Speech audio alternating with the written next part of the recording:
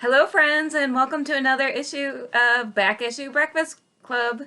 I'm your host, Kelly Gettner of Phoenix Sisters Cosplay, and Back Issue Breakfast Club is part of the Back of the Cereal Box podcast network. Today, we're reviewing X-Men, No More Humans.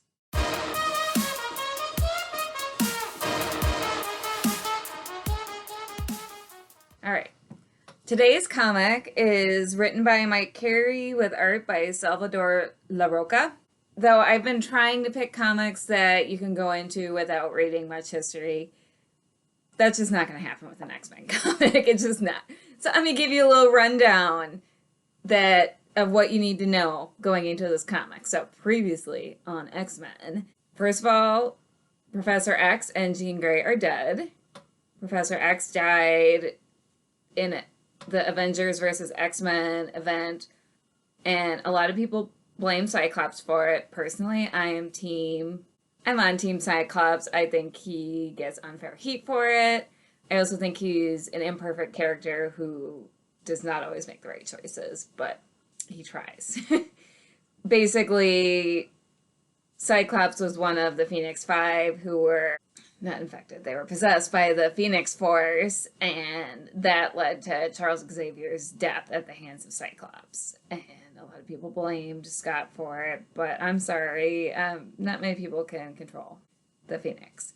So, and then Jean Grey had died before that, so what's important about that is Scott is shacked up with Emma Frost. And when Professor X died, Scott and Emma went off and started the Xavier Institute in Canada in the old Weapon X facility with Magneto, oddly enough.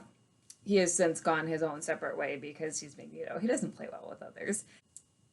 The rest of the X-Men stayed behind and started the Jean Grey Memorial Academy. So we start this book with X-Men Divided. We start in a science lab, and someone's broken in, and they kill the scientist, and it is revealed that the person who's broken in called Reyes, and he happens to be from the future. He is the son of Mystique and Wolverine, which, wild pairing. I did a little digging, and I think it's possible he's from an alternate dimension, but it seems like there's not everything is known about him in the comics. But what we do know is that he's really got a hate on for Wolverine. He really wants to kill his dad. He's got daddy issues. And that does come into play in the book. But the more important thing is that he starts off this book by activating these devices. And one of the things that happens is that every non-mutant human gets snapped out of existence. So this is a pretty big, all-sweeping story, on par with, like, Thanos snapping out half of all life forms on Earth, on par with Wanda, it's supposed to kind of be the reverse of Wanda Scarlet Witch doing No More Mutants. And we cut to the various factions of X-Men figuring out how to deal with it, trying to figure out who's to blame for it. And of course, what comes into play is Scott's team, and then the team headed up by Storm, figuring out how to work together, and it really digs into their interpersonal differences and their past conflicts. So that's why you kind of need to know a little bit about that history, and it's interesting. And then Magneto does show up, and everyone's like, "Did you do this?" And he's like, "Well, I can see why you would think that." But he does offer to help, and Magneto, I would have to say, is probably my favorite part of this book, because he's snarky, he's definitely morally gray, but he does work to help on the side of good for the most part, and Magneto's one of my favorites anyways.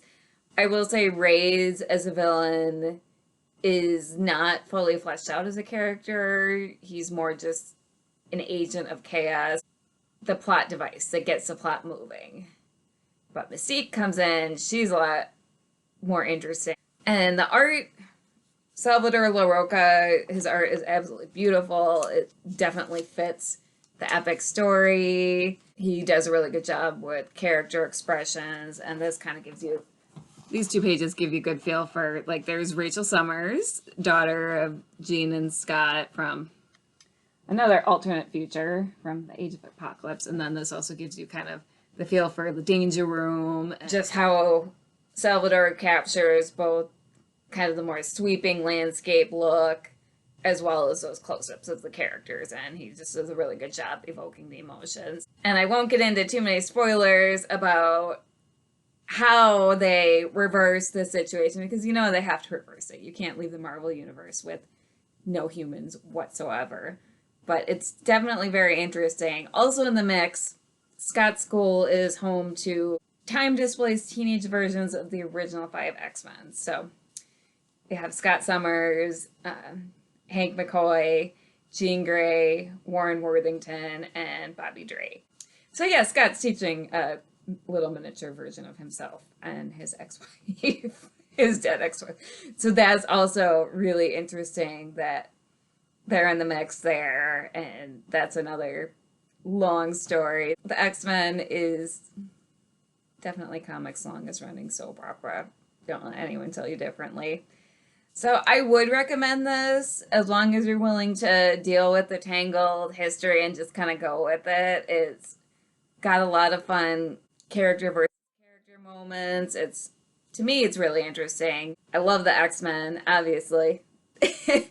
And so if you're a fan of the X-Men and you're a fan of more one-shot events, because it definitely tells a full story, start to finish, in this one book, and it is resolved, which you don't always get that with the big events. So I liked that part. And I like that a lot of the characters get their time to shine in this story. So does a pretty good job of juggling some of the main characters. Granted, some of the characters still end up in the background a little more than I would like. So until next week, hit that like button. Please subscribe.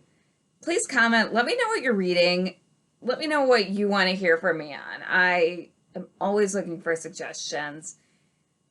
And hope you have super reading and a super week. And thanks for tuning in, friends.